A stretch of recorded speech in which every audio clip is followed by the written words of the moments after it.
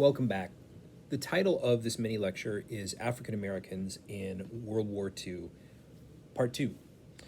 We're going to talk about 5 terms that, as you go to read more and learn more about the Black experience and the conflict, it's important to center in on these terms to kind of get a sense of really what individuals endured. So let's get into it. The first term for us is going to be the Tuskegee Airmen. Now, the U.S. military largely, once World War II began, maintained many of its racialized practices that existed prior to the war, meaning that the U.S. military was largely a segregated institution. All of its branches of service were segregated, and there was an effort on the part of most of the leaders of those branches to keep out Black Americans, particularly Black men, from any connection to combat arms whatsoever, making arguments about, racist arguments about elements of intelligence, elements of masculinity, elements of understanding of service, and all of these kinds of really horrifically bigoted and really terrible, pseudosciences that they argued justified their positions.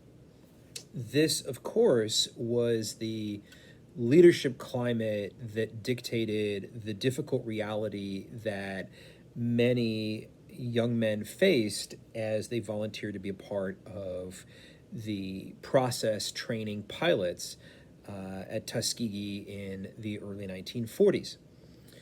By the time you get to 1943, 1944, many of these young Black men would deploy to Italy to become part of these bomber groups flying fighter escort as the combined bomber offensive was underway.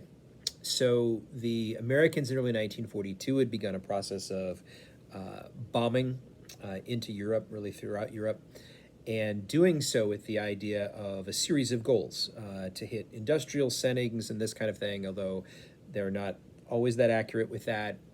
And it was a really precarious process for the bombers. And as the fighter protection got better in terms of the quality of the technology, you're going to see a lot of things start to change. And the Tuskegee Airmen in particular are going to be cited, with the 332nd bomber, going to be cited for their role in really assisting with bomber protection. Especially with the Red Tails, with this as well. A second term for us is going to be the Harlem Riot.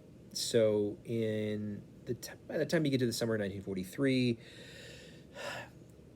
you don't have really an ending to the racial animus that existed prior to the war. And the summer of 1943 in particular, you're going to see as this kind of time period where you've got this hotbed of conflict, not only for Black Americans, but for Mexican Americans and other groups as well, where you have, in some cases, white soldiers and sailors looking to kind of maintain a pre-war hierarchy and finding themselves being challenged, that no longer were these individuals going to put up with this kind of bigotry and white supremacy.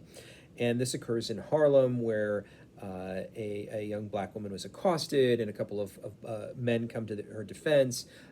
White individuals take offense at this. You start to see, sort of conflict in the community brewing. It takes days for this to sort of be brought down, but it was a clear sense that there was this outpouring of unrest that was still looming, kind of in the country at the time. Thirdly, the Red Ball Express. So you have, even though you have the instances of the Tuskegee Airmen, largely many of the contributions that Black Americans are going to give to the United States military during World War II is going to be in non-combat arms.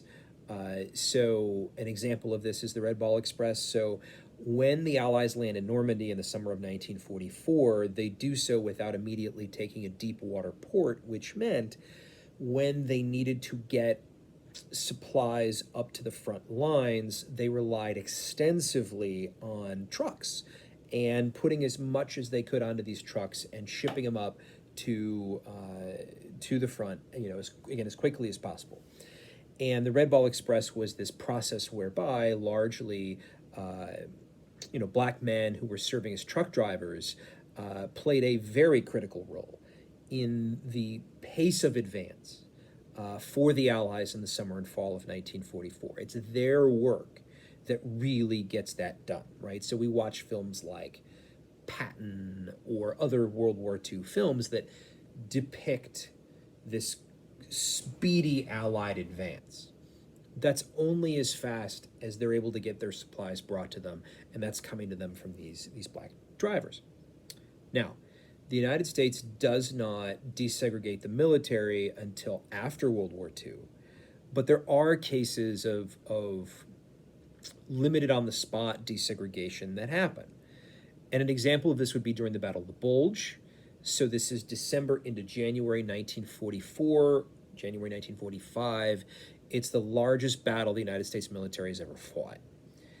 And its first few days were a precarious situation for the U.S. military, where they're being overrun, where the Germans are on the offensive, where the Germans are kind of running straight through some American divisions, their goal being to take the port of Antwerp and to kind of split the Americans and the British, to force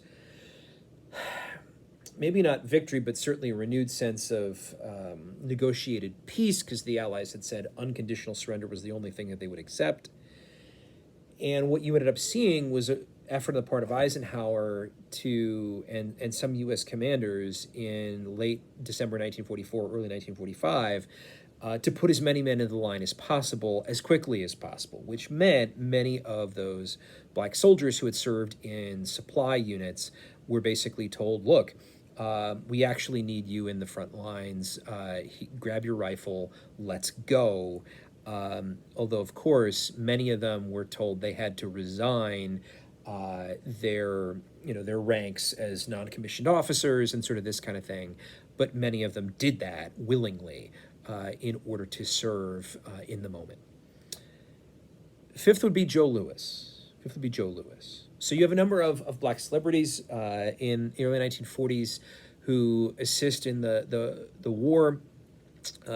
So Joe Louis and Sugar Ray Robinson certainly would be examples of this.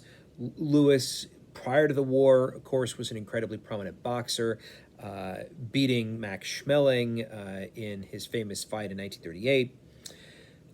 Lewis was with Sugar Ray Robinson, was put into a special services unit, with the idea being that they would kind of travel around where American soldiers are deployed to kind of, bring up morale, sort of for the troops, which was really important. All right. Thanks so much.